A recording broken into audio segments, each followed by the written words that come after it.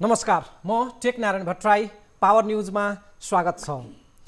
सत्तारूढ दल नेकपा दुई धारमा विभाजित भएर आपसी भिडन्तमा उत्रिएपछि त्यसकै बहानामा प्रधानमन्त्री केपी शर्मा ओलीले संसद नै विघटन गरिदिए।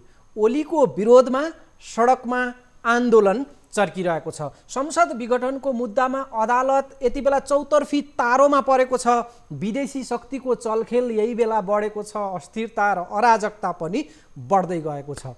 आउने दिनहरू झनै जोखिमपूर्ण मानिएको छ। नेपाली राजनीतिमा आउँदा दिन कसरी अगाडि बढ्ला नारा र भाषणमा विकास, समृद्धि र जनहितका चर्का कुरा, तर नतिजा निराशाजनक। मूलधारको राजनीतिमा कहाँ छ समस्या र कसरी होला सुधार? अनि वैकल्पिक राजनीतिका नाममा आएका शक्तिमाथि आशा गर्ने आधार छ त?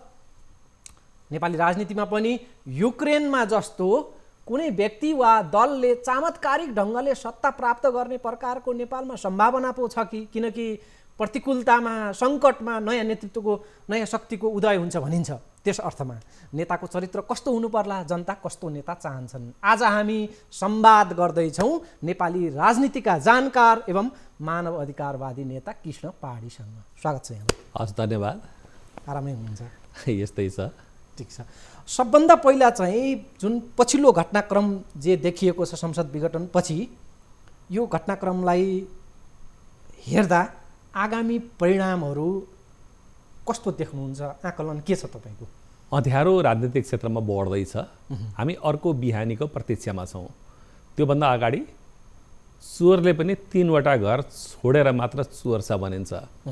खड्गप्रसाद शर्मा ओलीज्यूले त 3टा घर पनि छोड्नु भएन। पहिलो घर उहाँको आफ्नो पार्टी, त्यहाँभित्र उहाँको अल्पमतमा परे भनेर आगो लगाइदिनु भयो। म वामपन्थी होइन, न म नेकपाको समर्थक नै हुँ अघि, तर पनि म बाहिरबाट हेर्दा के देख्छु भने उहाँले आफ्नो घरमा आगो लाउनु भयो। अहिले त्यो आगो ताप्दै हुनुहुन्छ न्यानो चिसोमा। 2, उहाँले दोस्रो घर पनि भत्ताभुङ्ग पारिदिनु भयो संसद। संसदले काम गर्न उहाँलाई रोकेको थिएन। आज अन्तर्राष्ट्रिय क्षेत्रमा, विशेष गरेर अमेरिका र पश्चिममा एउटा भ्रम सुरु गर्नुभएको छ खड्गप्रसादजीले कि मैले बुझेसम्म कि एमसीसी पास गर्न बाधक भयो राजनीतिक दल संसद भनेर गरे। होइन, झुटो बोल्दै हुनुहुन्छ। किनभने खड्गप्रसादजीका झन्डै 80जना सांसद आज पनि छन् विघटित प्रतिनिधि सभामा। विघटनको घोषणा गरिएको प्रतिनिधि सभामा काङ्ग्रेस तयार नै थियो, अन्य दलहरू पनि तयार नै थिए। मेजोरिटी त एमसीसीको पक्षमा थियो खड्गप्रसादजीले साथ दिँदा। त्यो संसदमा बाधक थिएन उहाँको पार्टीमा भए पनि। अघि उहाँले त्यो संसदलाई, म एमसीसीको म समर्थक विरोधी दुइटै होइन, मैले पहिले धेरै भनिसकेको छ। त्यो संसदले गर्नुपर्ने काम थियो, बहस संसदमा हुनु पर्थ्यो। तर एमसीसी पारित हुन नसकेकोले संसद विघटन भएको होइन भने संसद पनि आगो लगाइदिनु भयो। उहाँले आगो ताप्दै हुनुहुन्छ अहिले। र तेस्रो कुरो चाहिँ उहाँले संविधानलाई नै बलात्कार गर्नुभयो भन्ने आरोप तीव्र छ। अब त्यो संविधानमाथिको बलात्कारलाई अदालतले सुहागरातो भन्छ कि त्यो असंवैधानिक त्यो भन्छ? प्रश्न चाहिँ यो हो। त्यसैले यहाँ धेरै मस्तिष्क मन्थन गर्नुपर्ने, आत्ममन्थन, चिन्तन गर्नुपर्ने जरुरी छैन। म फेरि स्पष्ट गर्न चाहन्छु, लोकतन्त्रमा जनतामा जानु, मध्यावधि घोषणा गर्नु भने कतिपय देशमा सामान्य हो, तर नेपालको सन्दर्भमा भने विगतका विकृति विसङ्गतिहरूलाई चिरफार गरेर त्यो विकृतिले नगाजोस् भनेर संसद विघटन हुनै नसक्ने प्रावधान राखिएको छ। सामान्य अवस्थामा यो विघटन हुँदैन। त्यो असामान्य परिस्थिति थिएन संसद विघटनको। त्यसको लागि म भन्छु फेरि आज राष्ट्रपति विद्यादेवी भण्डारीले त्यो बेला व्यक्त गर्नुभएको विचार संविधान निर्माणको बेलामा संसद विघटनको बारेमा, खड्गप्रसादजीले गर्नुभएको वकालत र उहाँका सहयोगीहरू सबैको नाम नलिउँ, अहिले लुक्नु भएको छ, भाग्नु भएको छ। बोलाउनुहोस् न यहाँ बहसमा, कोही पनि आउँदैन। मुसो जस्तो पुवालमा लुक्नु भएको छ। अघि यी सबैका टिप्पणी नेपालमा अब संसद विघटन हुँदैन, यो छडी बनाइयो। सरकारले चाहिँ, प्रधानमन्त्रीले चाहिँ राजनीतिक छडी बनाउनु भयो, हामीले बाँच्दैनौँ भन्ने टिप्पणी गरेका छन्। र अहिलेको संविधानमा जे लेखिएको छ, अघि अक्षरश शब्दमा, अक्षरमा अथवा चाहिँ त्यो चाहिँ भावनामा, सबैमा संसद विघटन हुन सक्दैन। त्यसको 5 वर्षको आयु तोकिएको छ। त्यो परिस्थिति थिएन, त्यो घाउ पाकेको थिएन। संसद विघटन गर्नुभयो। त्यसैले अब परिणाम हेर्नुहोस्, तपाईँले सोधेको कुरामा 2टा कुरा घातक परिणाम म फेरि सुनाउँछु। हिजो उत्तर र दक्षिणको क्रीडास्थल थियो नेपाल, तानातान त थियो। आज उत्तर र दक्षिणको सङ्घर्ष स्थल भएको छ। चिनिया प्रतिनिधि मण्डल चाहिँ आएर 4 दिनदेखि चाहिँ थर्पु हालेर बसेको छ नेपालमा। ओपन मतलब के भने चाहिँ मिटिङ गरिराखेको छ अघि नेपालको सुरक्षा निकायलाई जानकारी नै नदिकन प्रोटोकल पनि ब्रेक गरेर ऊ अभियान गरेको छ। त निर्लज्ज ढङ्गले विदेश मन्त्रालयको प्रवक्ता चीनको के भन्नुहुन्छ भने हामी हस्तक्षेप गर्दैनौँ नेपालमा भन्नुहुन्छ। रका प्रमुख आएर सामन्त गोयलजी चाहिँ प्रधानमन्त्री खड्गप्रसादजीलाई भेटेरै जानुभयो। अब मिलिटरी इन्टेलिजेन्स सेक्युरिटी कूटनीतिको नाममा मतलब के भने सबै त्यता केन्द्रित हुन थालेको छ। त्यसैले यसका दुष्परिणाम थुप्रो देखिएको छ। मुख्य कुरो त दुष्परिणाम भन्दा पनि मतदाताको अनादर भयो। संसद विघटन गरेर मतदाताको अनादर भयो। अब एउटै कुरो जनतामा जाँदा के भनेर जानुहुन्छ, जस्तो हाम्रो प्रणाली बुझ्नु होला, हाम्रो प्रणाली प्रधानमन्त्रीलाई मत हाल्ने प्रणाली होइन, न त राष्ट्रपति प्रत्यक्षको निर्वाचन हो। मत हाल्ने यो दलीय व्यवस्था हो, दललाई भोट हाल्ने हो, काङ्ग्रेसलाई एमालेलाई अथवा नेकपालाई भनौँ, उहाँहरूले भोट माग्नु भएको जसपालाई भनेर अघि। अब खड्गप्रसादजीका मान्छे के भनेर भोट हाल्न जानुहुन्छ, खड्गप्रसादजीको पार्टी भन्नुहोस् अघि उडाएर के नाम भन्छ, म भोट हाल्नेसम्म स्थितिमा उहाँ चुनाव गराउने नै मनस्थितिमा हो कि होइन त्यो पछि आउँछौँ। तर भोट के भनेर माग्नुहुन्छ कि हिजो नियर अबाउट 2 तयालाई भोट दिएको थियो, भोट त दललाई दिने हो नि त। भोलि खड्गप्रसादजीले नयाँ बनाउने दलमा पनि कख ग जे नाम भन्नुहोस् अघि, नयाँ दललाई पनि भोट हाल्दा त्यहाँ पनि उहाँलाई अल्पमतमा पर्ने भयो भने त्यो दलमै आगो लगाइदिनु भयो र चाहिँ संसदै विघटन गर्नुभयो भने अब खड्गप्रसादजीका मान्छेलाई भोट हाल्नु भनेको आफ्नै हात काटेर फाल्नु हो। यो कुरा मतदाताले प्रश्न गर्छन्, यो चाहिँ म प्रश्न भन्न चाहन्छु। अब यहाँनिर नि अब अहिले अदालतमाथिको ध्यान छ, अदालतले यो कति लम्ब्याउला, किनभने अदालत यति बेला चौतर्फी दबावमा पनि छ। अनि सरकारको प्रधानमन्त्री ओलीको संसद विघटन गर्ने निर्णयलाई अदालतले सदर गर्यो भने वा बदर गर्यो भने दुवै कन्डिसनमा स्थितिहरू कसरी अगाडि बढ्लान्, के हुन्छ? पहिलो कुरो त मैले पहिला पनि भने प्रधानमन्त्रीको निर्णयलाई सदर त्यो बेला मात्रै गर्छ जुन बेला प्रतिगमनसँग अदालतको नेतृत्वको साँठगाँठ रहेछ भने प्रमाणित हुन्छ। नभए यो सदर गर्ने कहीँ पनि ठाउँ छैन, सारा नेपाल एकातिर छ। प्रतिगमनसँग साँठगाँठ भनेर तपाईँले ओलीलाई मात्रै भन्नुभएको कि अरू पनि? ओलीजीले बाटो खोल्नुभयो। आज सबभन्दा उत्साहित को भएका छन् यो विघटनबाट भन्दा पूर्व राजावादीहरू, तपाईँ हेर्नु न कमेन्टहरू हेर्नु, र विप्लववादीहरू सबैभन्दा बढी उत्साहित उनीहरू भएका छन्। अब तपाईँ भन्नुहोस् परिणाम के हुन्छ भन्दाखेरि सिङ्गो नेपाल एकातिर छ, सिङ्गो स्वाभिमान एकातिर छ, दासहरूको भेला एकातिर छ। यसलाई अदालतले सदर गर्यो भने परिणाम के हुन्छ भन्नुभयो नि तपाईँले, अराजक हुन्छ। किन अराजक हुन्छ भने म त नेपाल बन्दको जहिले पनि विरोधी रहे, म भोलि पनि त्यसलाई समर्थन गर्दिनँ। म आफै सत्याग्रह हिंसात्मक तपाईँहरूले गर्छु, या म संलग्न मैले स्थापना गरेका संस्था मानवाधिकार शान्ति समाजले गर्छ, नागरिक आन्दोलनले गर्छ। म चाहिँ अराजकतामा जानु हुँदैन, हिंसामा जानु हुँदैन। तर यता खान नपाएको विशेष पूर्व माओवादीको तब्का त्यो विप्लवतिर हाम फाल्न पनि सक्छ। नेपाल बन्द जस्ता कठोर कार्यक्रम घोषणा गर्ने उहाँहरूले सङ्केत गरिसक्नु भएको छ, अराजकताको सङ्केत गर्नुभयो। मूल्यमा चुकेपछि 2-4 जनाको भिड देखाएर सत्ताको पछाडि लागेको केही पनि हुँदैन। हुँदा खाँदाको संसद किन विघटन गर्ने, संसदले के बाधा गरेको थियो नेपालको राजनीतिमा, संसदमा कति ज्वलन्त छलफल भयो भनेपछि मैले धेरै कुरा मिडियामा बोलिसकेका हुनाले म केही नयाँ कुरा मात्रै यहाँ ध्यानाकर्षण गराउन चाहन्छु, चर्चा गर्न चाहन्छु। त्यही कुरा म दोहोऱ्याउन चाहन्न। एउटा कुरा हेर्नुहोस्, नेपालको संविधानले के परिकल्पना गर्यो कि विगतमा दलहरू टुटे फुटे, खरिद फरोक्त भयो, किनबेच भयो भनेर दल विभाजनलाई चाहिँ भरिसके निस्तेज गर्ने भनेर 40% प्रावधान राख्यो। कहाँ संसदीय दलमा पनि 40% हुनुपर्ने, दलको केन्द्रीय समितिमा पनि 40% हुनुपर्ने। खड्गप्रसादजीले वैशाख 8 गते दलफोड विधेयक ल्याउनु भयो कि दुवैतिर मध्ये एकतिर भयो भने भनेर अघि। अब उहाँले अहिले जुन यो क्रम सुरु गर्नुभयो, आफ्नै पार्टीभित्र भाँड भैलो सुरु गर्नुभयो, यो खरिद फरोक्तको राजनीति सुरु भयो। मुलुकलाई 52 सालमा फर्काउनु भयो। हामीले सोझै भन्नुपर्दा अब बिस्तारै संरचनाहरू भत्किँदै जान्छन्। निर्वाचित निकायहरू चाहिँ 20 वर्षपछि चुनाव भएको थियो, स्थानीय निकायको होइन, संसदको कति वर्षपछि निर्वाचन भएको थियो, 56 सालमा निर्वाचन भएको थियो, 10 वर्षपछि 8 वर्षपछि 54 सालमा निर्वाचन भएको थियो। यहाँनिर नि जस्तो यहाँले प्रधानमन्त्रीको कदमको त पुरजोर यहाँले विरोध नै गरिरहनु भएको छ, यहाँहरू आन्दोलनमै उत्रिनु भएको छ। अब यही बिचमा चाहिँ चुनावको जुन मिति घोषणा भएको छ, यो चाहिँ चुनाव हुनका लागि गर्ने नियतले गरिएको जस्तो लाग्यो, के लाग्छ यसमा चाहिँ? एकदम सठिक मुख्य कुरा म आउँछु। वैशाखमा उहाँले चुनाव भन्नुभएको छ नि, वैशाखमा उहाँले चुनाव गर्नुहुन्न।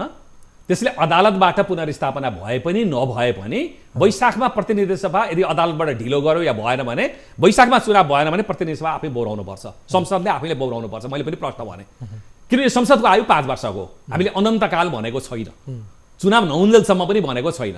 भनेपछि यो चुनाव गराउने नियत छैन। त्यसो भए यदि नियत छैन भने अब त उहाँ लङ टर्म गेम खेल्दै हुनुहुन्छ। रिक्तता, उहाँको आशय के हो भने रिक्तता। जस्तो संसद सिद्ध्याइदिनु भयो, संसद सिधाइसकेपछि एउटा रिक्तता पैदा भयो। त्यो रिक्ततामा आफ्नो पदीय आयु बढाउने राष्ट्रपति महोदय आएको पनि उहाँहरूको यो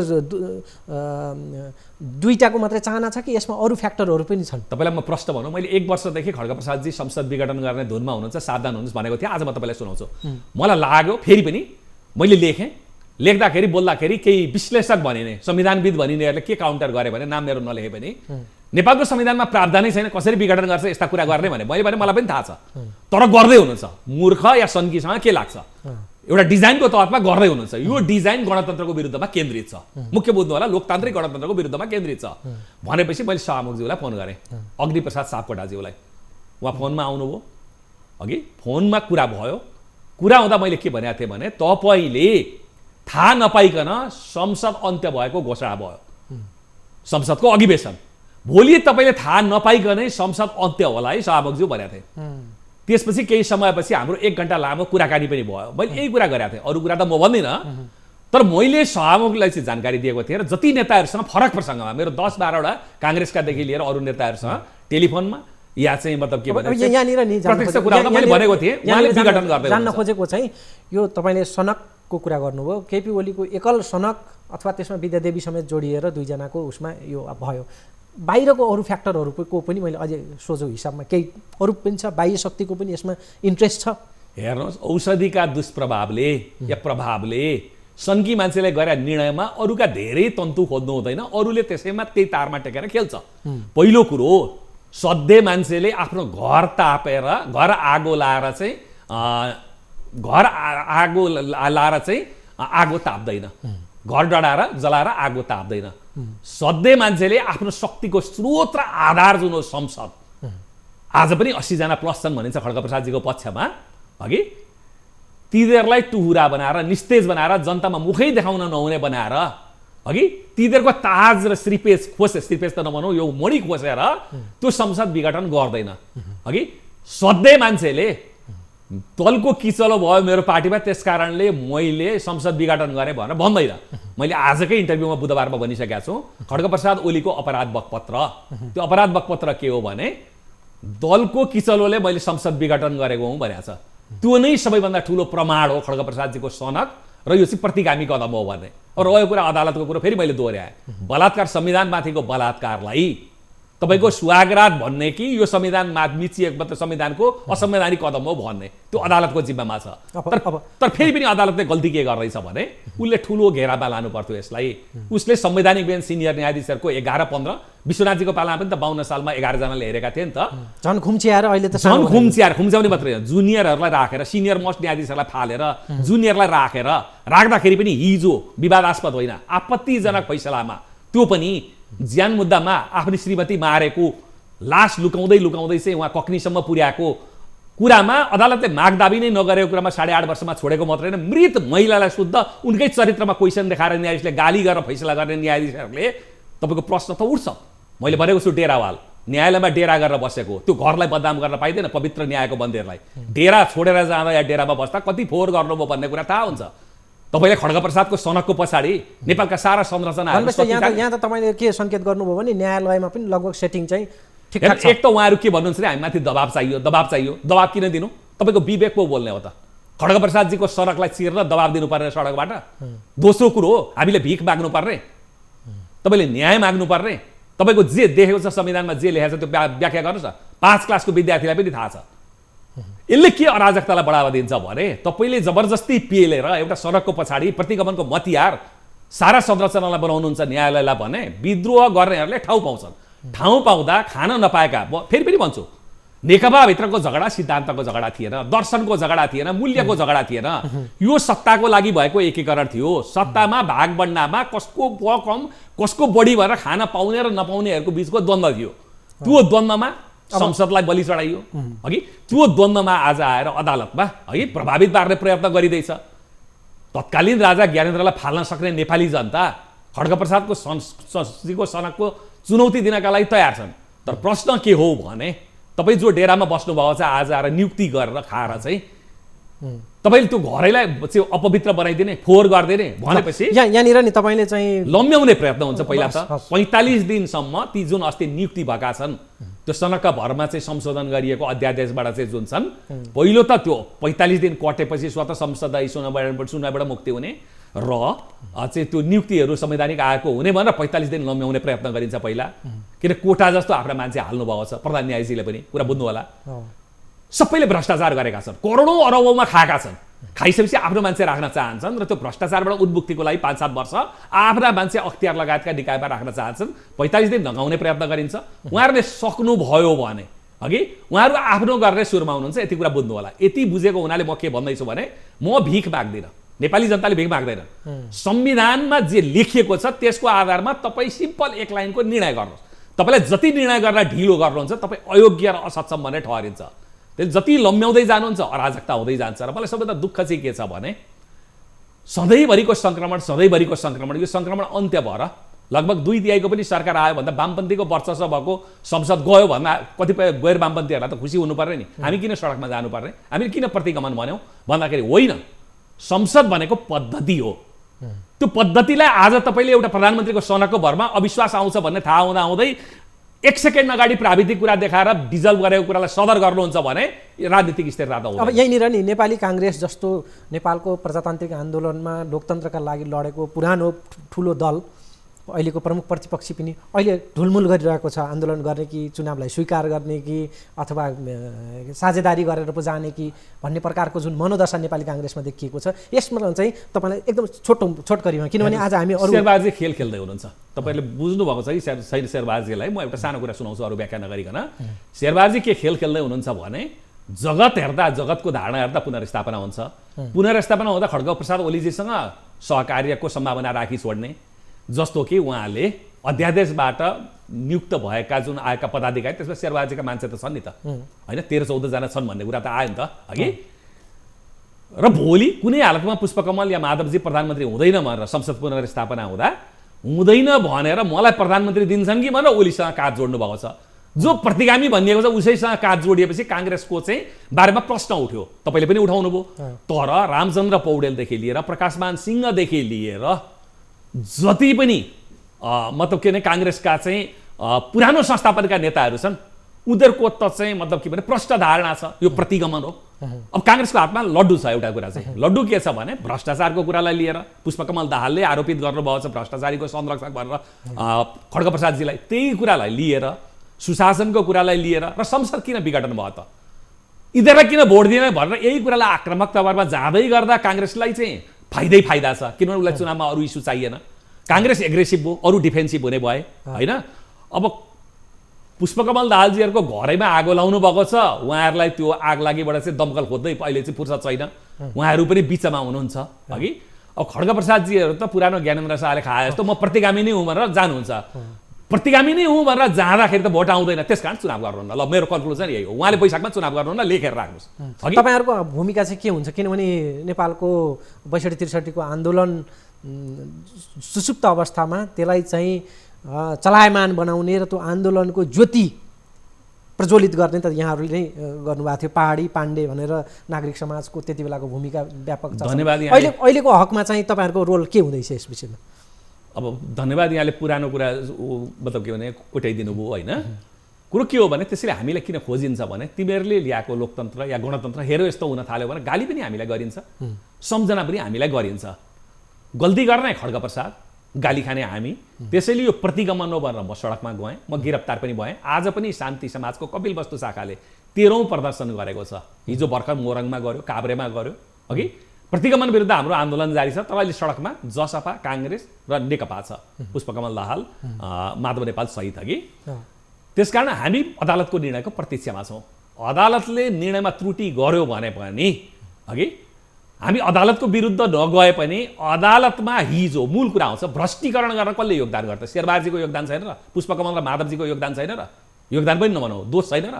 अदालतको भ्रष्टीकरण गर्न उहाँहरूको पनि हिजोको योगदान छ। योगदान भने दोष छ भने शुद्धिकरणको बहस त अगाडि बढ्नुपर्छ। त्यसैले कुरा के हो भने 12 मासेहरूको हातमा अदालतको नेतृत्व दिए भन्ने प्रश्न आउने ठाउँ अदालतले दिनु हुँदैन। दोहोऱ्याएर भन्छु म, 12 मासेहरूलाई अदालतको नेतृत्व दिँदा यो स्थिति आयो भन्ने जनताले खिसीटिउरी गर्ने ठाउँ कसैले पनि नदेऊन्। एक नम्बर कुरो। दोस्रो, भ्रष्टीकरण भएको छ, राजनीतिकरण भएको छ इन्स्टिट्युसनहरूको अघि। तेस्रो कुरो यो विकृति विरुद्ध हामी अहिंसात्मक सत्याग्रहमा जान्छौँ यदि बलात्कारलाई सुहागरात भनियो भने। ओके ल यहाँनिर दर्शकवृन्द हामी कुराकानी गर्दैछौँ राजनीतिका जानकार पर्खर वक्ता पनि हुनुहुन्छ मानवाधिकार अभियन्ता कृष्ण पहाडीसँग। एउटा छोटो विश्रामको समय भएको छ। विश्रामपछि यो संवाद निरन्तर रहनेछ।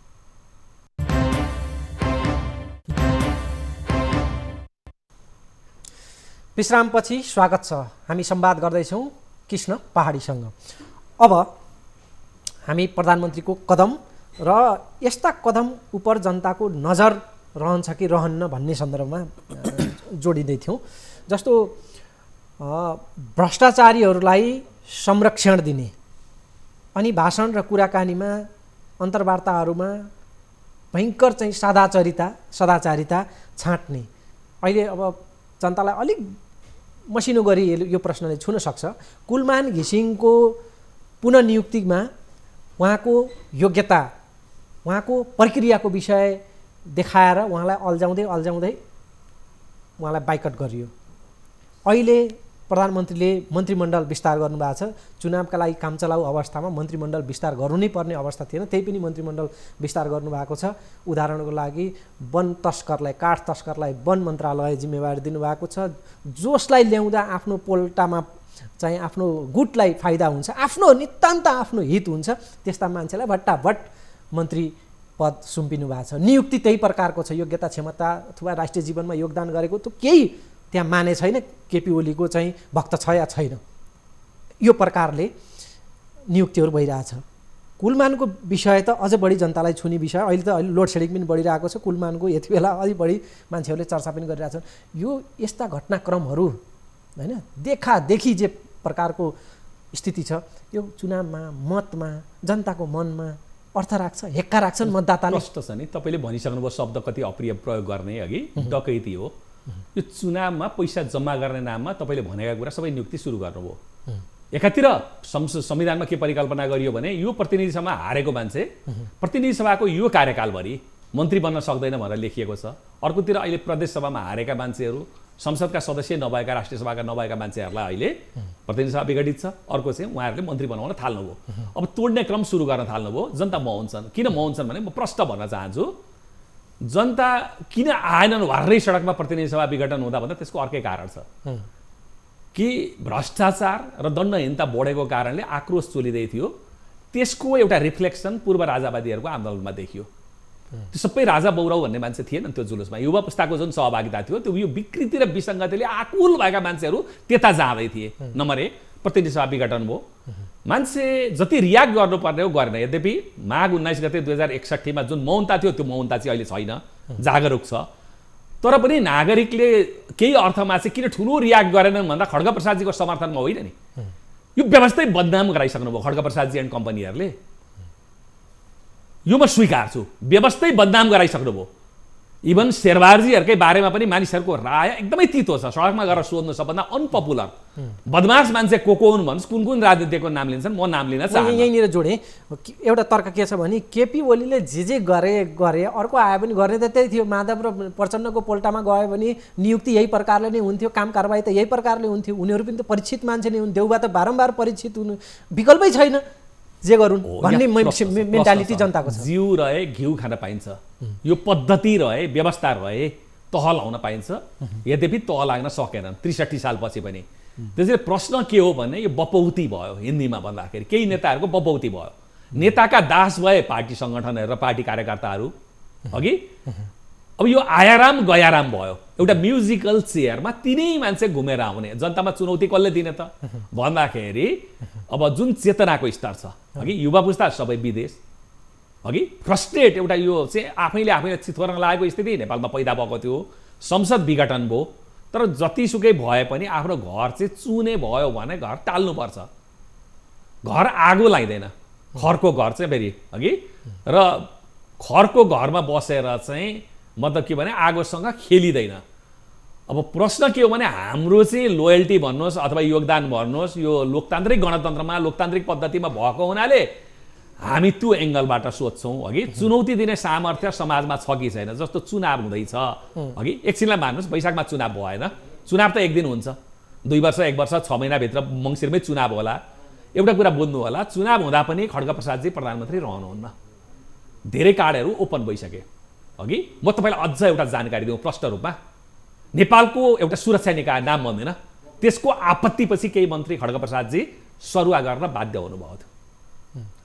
अहिलेको अस्ति मन्त्रीमण्डलको पुनर्गठन हुँदा यो बुझ्नु होला, बिस्तारै यो सिफ्ट हुँदै जान्छ। तपाईँ अझ प्रश्न हेर्नुहोस्, 59 सालमा शेरबहादुरजीले संसद विघटन ठिक थियो कि नथियो नजाउँ, त्यो बेला अधिकार थियो होला। म अहिले संविधानले अधिकार छैन भने हुनाले अहिलेको कुरामा आउँदैछु। तर 59 सालपछिको परिदृश्य के भयो?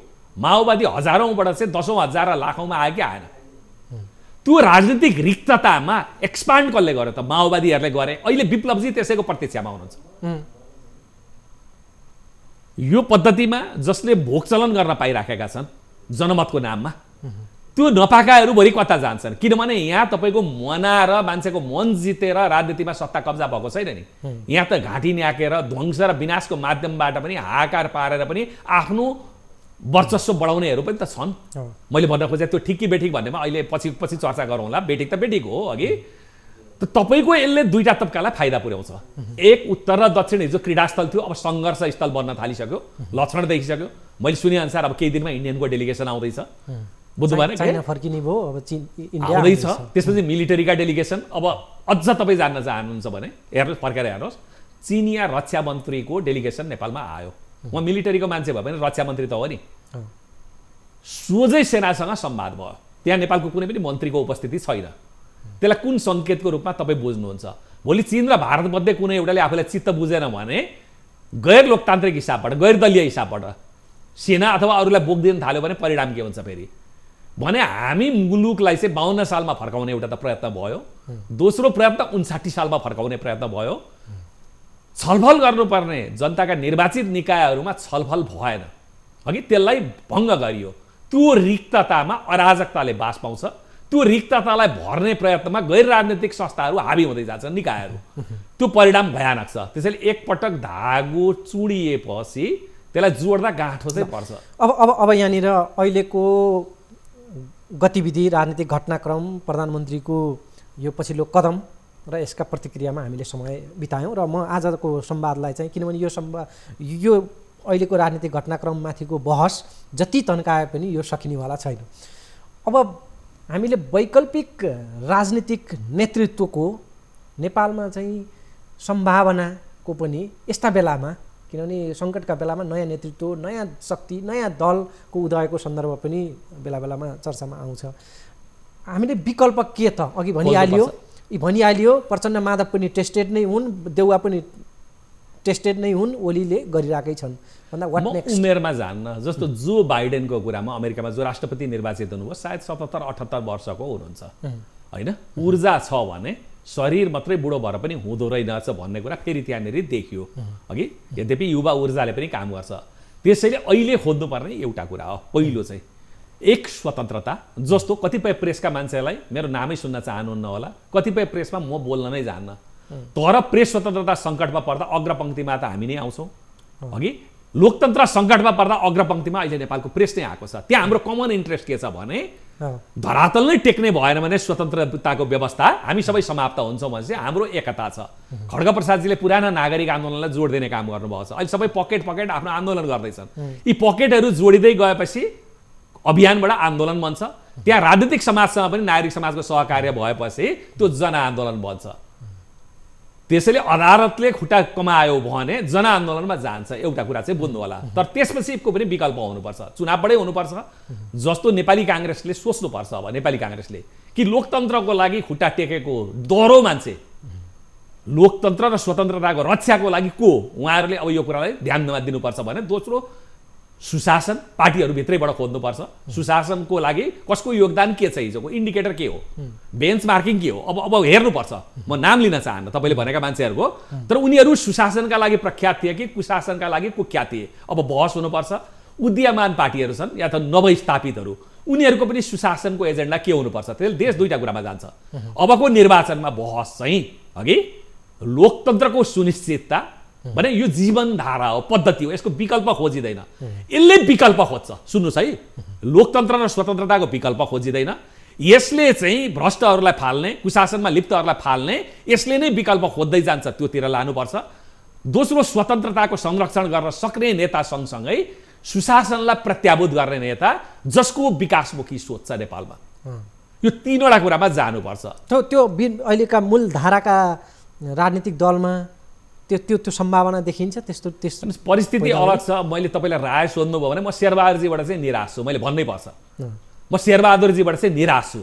रोटेपिङ जस्तो, रोटेपिङमा एउटै पिङमा घुमिराखेको भने जस्तो समग्र दलमा मैले जनताको भावना भनेको, समग्र दलको कुरा गर्नुहुन्छ भने नेकपालाई दुईटा प्रश्न सोधिन्छ। खड्गप्रसादजीलाई एउटा प्रश्न सोध्नुपर्छ देशभरि, तपाईँले घर आगो लाउनुभयो, हाम्रो केस दोष जनताको, जस्तो मत दिएको सांसदलाई भने मेरो सार्वभौम सत्ताको प्रयोग सांसदले गरून् 5 वर्ष भनेर, अघि तपाईँलाई संसदले के बाधा पुर्यायो त संसद नै समाप्त गरिदिनु भयो भने आज पनि दललाई भोट हाल्ने हो।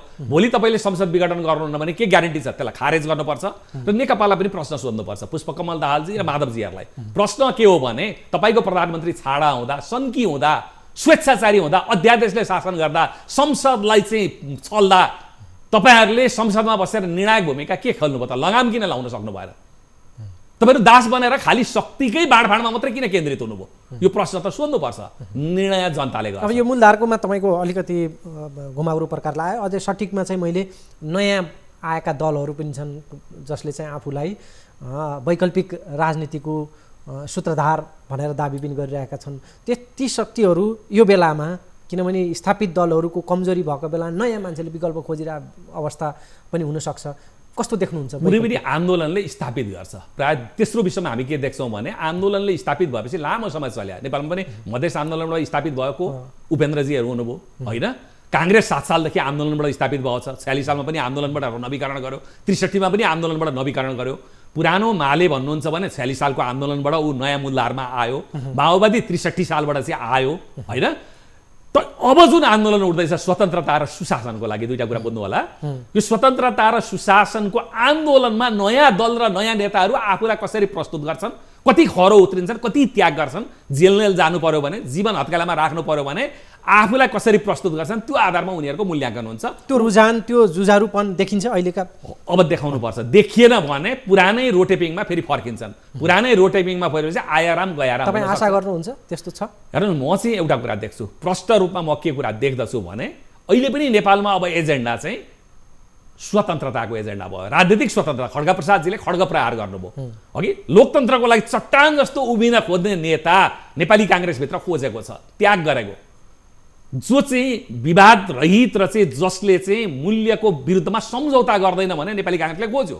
साथसाथै के पनि खोज्यो भने युवा पुस्ता सँगसँगै लिएर चल्न सक्छ कि सक्दैन, र सुशासनमा उसको चाहिँ मतलब के भने एजेन्डा के हो त भनेपछि नेकपाभित्र पनि खड्ग ओलीजीको ग्रुप भने होइन, मैले अर्कोमा पुराना कुराको आत्मालोचनाका साथसाथै नयाँ ऊर्जा के हो त तपाईँहरूको अघि त्यो खोज्यो भने निर्णय त जनताले गर्छन्, मैले भनेर त हुँदैन। जस्तो अर्को एउटा सम्भावना, अब दल शक्ति समूहको कुरा एउटा भयो, तर मैले यहाँ युक्रेनको सान्दर्भिक होला। युक्रेनमा चाहिँ एकजना कमेडियन जसले टिभी कार्यक्रम एउटा सिरियल चलाउँथे र त्यो सिरियलमा चाहिँ उनले आफू झुक्किएर राष्ट्रपति बनेको, अनि त्यो राष्ट्रपति बनिसकेपछि जनतालाई आफूले के काम गर्न सकिन्छ त्यो चाहिँ एउटा स्याम्पलको रूपमा, एउटा डमीका रूपमा उनले आफ्नो कार्यक्रममा प्रस्तुत गरेका थिए। तैँले साँच्चीकै गर्न सक्छस् त भनेर पछि छलफल बहस भयो, अनि उनी चाहिँ चुनावमा पनि उठे। जुन सिरियलको नाम टेलिभिजन सिरियल थियो जनताको नोकर, अर्थात् सर्भेन्ट अफ द पिपुल होइन?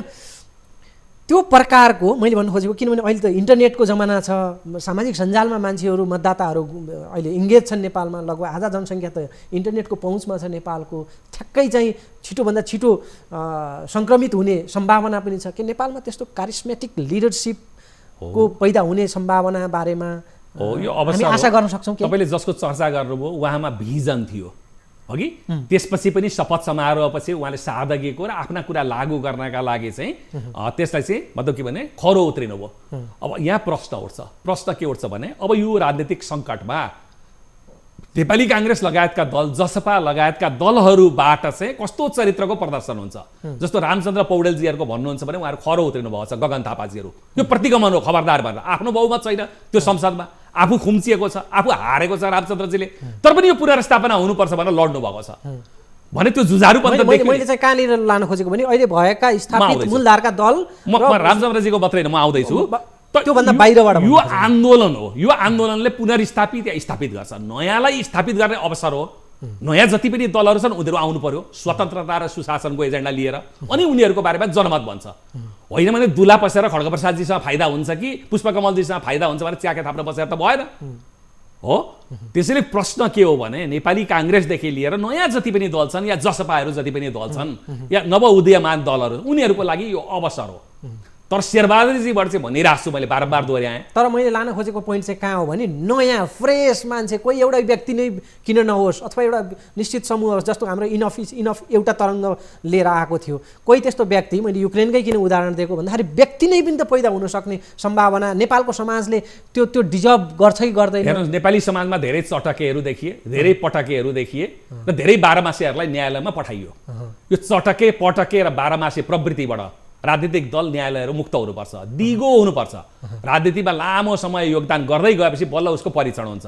कुनै एनजिओको जस्तो आन्दोलनमा 2 दिन चर्चामा आएर त्यसलाई थेक्न पनि त सक्नु पर्यो नि। आन्दोलन हाँक्नेले पनि थकान आउँछ, लामो समय आन्दोलन हाँक्नुपर्छ हो। तपाईँको प्रश्नको जवाब म यसरी दिउँ, चटकेहरूलाई चाहिँ विश्वास गर्दाखेरि अहिले संसद यो हालत देखियो, बुझिहाल्नुभयो मैले कता सङ्केत गरेँ।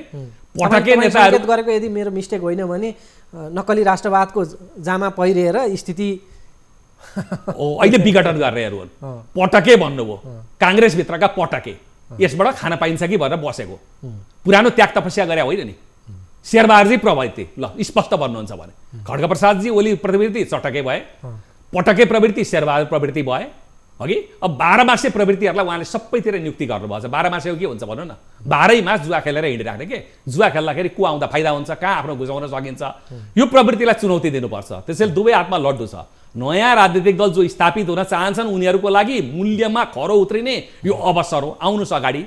काङ्ग्रेसभित्रका जुझारू जो मान्छेहरू हुनुहुन्छ उहाँहरूको लागि पनि यो अवसर हो। शेरबहादुरजीले के भन्नुहुन्छ भन्ने कुरा छोडिदिनुहोस् अघि। नेकपाभित्रकै पनि जो दुःख गरेका छन्, त्याग गरेका मान्छे छन्, जो सही छन्, मूल्यको राजनीतिमा विश्वास गर्ने सिद्धान्त उनीहरूको, त्यो असहमत या सहमत हुने तपाईँ हाम्रो अधिकार हो, मतदाताको अधिकार हो एकदम। अब यो तर मूल्यमा आधारित जो छन् उनीहरू अगाडि आउनुहोस्। अर्को कुरा एकदम यो ऱ्यापिड फायर स्टाइलमा राजा आउने सम्भावना बारेमा पनि चर्चा। देश अरू नै दुर्घटनामा जान्छ, मैले भनेको थिएँ देश अरू नै दुर्घटनामा जाँदैछ, राजतन्त्र चाहिँ हिन्दू म जान चाहन्न त्यो कुरामा, म जान चाहन्न। मैले धेरै त्यो बारेमा बोलिसकेँ हुनाले त्यो मैले भनेर आएको पनि होइन धर्मनिरपेक्षता अघि, त्यसमा म पर्न चाहन्न, म यसमा चाहिँ म अहिले प्रवेश गर्न चाहन्न। अर्को कुरा, अब हामीले राजनीतिक नेतृत्वको चरित्रको विषयमा अलिकति फोकस हुने प्रयास पनि गऱ्यौँ। तपाईँ आफै पनि पहेँलो वस्त्रमा हुनुहुन्छ, मैले थाहा पाए अनुसार शाकाहारी हुनुहुन्छ, निश्चित आफ्ना चाहिँ व्यक्तिगत जीवन मूल्य मान्यताहरू छन्। नेपाली नेताहरूको, हाम्रा नेताहरूको चाहिँ चारित्रिक विशेषताका हिसाबले चाहिँ तपाईँ के टिप्पणी? तपाईँले डरलाग्दो प्रश्न सोध्नुभयो। म आज आमन्त्रण गर्छु, ल म आमन्त्रण गर्छु तपाईँको कार्यक्रमबाट। पहिला म नेपाली काङ्ग्रेसकै साथीहरूलाई आमन्त्रण गर्छु, मिटुको आन्दोलन चलाउने महिला अभियन्ताहरूलाई म आमन्त्रण गर्दछु। पार्टीहरूका महासचिव समितिका बैठकहरू हुँदैछन्, महाधिवेशन सम्मेलनहरू हुँदैछन्, तपाईँहरू आह्वान गर्नुहोस्। भ्रष्टाचार विरुद्ध पनि आह्वान गर्नुहोस्, सुशासनका लागि आह्वान गर्नुहोस्, र चरित्रमा मिटुमा संलग्न जो छन् पात्रहरू तिनीहरूलाई जिताएर नल्याउँ, यो शुद्धिकरण गरौँ। यो शोषण गर्ने प्रवृत्ति जुन छ, यौन शोषणदेखि लिएर चाहिँ नारीहरूको शोषण गर्ने सबैलाई फालौँ। आउँदा सामर्थ्य तपाईँ तयार हुनुहुन्छ? सतै कुरामा गरेर उहाँहरूले हुन्छ, आउनुहोस्। किनभने यो राजनीति फोहोरी भयो, व्यवस्था सेवस्था केही पनि रहँदैन। मिटु आन्दोलनमा लाग्नेहरूलाई पनि मेरो आग्रह छ, तपाईँहरू पार्टीका हरेक मोर्चाहरूमा अब कुरा उठाउनुहोस्। शुद्धिकरण हुनुपर्छ, जम्यो फोहोर भयो, हाल भयो। यो भ्यागुताहरू एउटै पोखरीमा चाहिँ एउटै दहमा उफ्रिँदा उफ्रिँदा उफ्रिँदा कुवा नै बदनाम बनाइसके। त्यसले कुवा नै यसरी बदनाम भयो भने, पोखरी नै यसरी बदनाम भयो भने व्यवस्था त कुनै पनि रहँदैन। व्यवस्थाको नाम रहन्छ, गणतन्त्र जाँदैन, तर विकृत गणतन्त्र रहन्छ। मैले यहाँनिर क्रस गरेँ, विकृत गणतन्त्र अहिलेका स्थापित दल र स्थापित नेताहरू मध्ये कसैलाई खडा गरेर कोही नेताले चाहिँ आफूले चुनौती दिन सक्छ कि म हर कसीमा म परीक्षित हुन तयार छु? चुनौती अब किन दिनु तपाईँलाई म भनौँ, त्यस्तो प्रकारको नेता छ कोही? केही गर्नु पर्दैन। तपाईँले भनेको कुरामा जुन चारित्रिक शुद्धताको कुरामा सम्बन्धित पार्टीहरूले ती नेताहरूको बारेमा गरेको निर्णय, आधिकारिक निर्णय मात्रै प्रकाशमा ल्याउनुहोस्, हाहाकार हुन्छ। म सम्बन्धित पार्टीका नेताहरू सबैलाई आग्रह गर्दछु, म नाम लिँदा यो कुरामा, यो संवेदनशील विषयमा सबै पार्टीले, महत्त्वपूर्ण पार्टीहरूले चारित्रिक शुद्धताको बारेमा आफ्नो पार्टीमा आफ्नो नेतालाई इङ्गित गरेर के निर्णय भएको छ सार्वजनिक गर्नुहोस्। मिटुका आन्दोलनकारी महिला अभियन्ताहरू हुनुहुन्छ, आदरणीय अभियन्ताहरू, उठाउनुहोस् हरेक मोर्चामा यो कुराहरू चाहिँ। भ्रष्टाचार विरुद्धको आन्दोलनका अभियन्ताहरू हुनुहुन्छ, उठाउनुहोस् भ्रष्टाचारको कुरा। जस्तो उदाहरणको लागि कसले कति पैसा खायो भनेर त सार्वजनिक रूपमा धेरै कुरा आइसकेको छ नि त, करोडौँ अरबौँ खाने छ नि त। अब सबै कुरा प्रकाशमा ल्याउने बेला भयो, लड्नुपर्छ। तपाईँले अहिले संसद पुनर्स्थापना गर्नुभयो भने पनि एउटा विकृतिमा जान्छ, गर्नु भएन भने झन् ठुलो विकृतिमा जान्छ। पात्रहरू त यिनै हुन्। यहाँनिर हामीलाई समयको दबाब भएको कारणले चाहिँ यो बहस एकदम रोचक मोडमा आउँदै छोड्नु पर्यो। लाइभ जानुको एउटा बेफाइदा चाहिँ होइन, यो फाइदा पनि हो, फाइदा पनि हो भन्ने कुरा सक्यो। तपाईँलाई चाहिँ मैले रोक्नु पर्यो। दर्शकबिन, हामी आजको संवादमा राजनीतिक विश्लेषक, प्रखर वक्ता, नेपाली मानवाधिकार आन्दोलनका एकजना अग्रणी नाम कृष्ण पहाडीसँग संवाद गऱ्यौँ। समय सकिएको छ। यो संवादबाट म बिदा चाहन्छु। नमस्कार।